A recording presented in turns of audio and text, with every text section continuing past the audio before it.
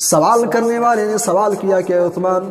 تذکر الجنت والنار، آپ کے سامنے جنت کا تذکرہ ہوتا ہے، جنت کی نعمتوں کا تذکرہ کیا جاتا ہے، جہنم کا تذکرہ ہوتا ہے، لیکن آپ اس پر اتنا نہیں روتے ہیں، آپ اس پر اتنا آنسو نہیں بہاتے ہیں جتنا کہ آپ قبر کو دیکھ کر کے روتے ہیں۔ قبر کو دیکھ کر کے میں اس لیے اتنا زیادہ روتا ہوں، میں اس لیے اتنا زیادہ پریشان ہو جایا کرتا ہوں، اس لیے کہ قبر آخرت کی منزلوں میں سے سب سے پہلی منزل ہے۔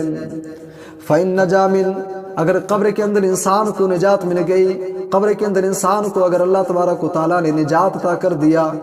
فَمَا بَعْدَهُ أَيْسَرُ مِنْ، تو اس کے بعد کے جو مرحلے آنے والے ہیں، اس کے بعد کی جو منزلیں آنے والی ہیں، وہ ساری کی ساری آسان ہوں گے۔ وَإِن لَّمْ يَنْجُ مِنْ، اگر انسان قبر کے اندر اسے نجات نہ ملے، فَمَا بَعْدَهُ أَشَدُّ مِنْ، اے لوگوں تو اس کے بعد کے جو مرحلے آنے والے ہیں، اس کے بعد کی جو منزلیں آنے والی ہیں وہ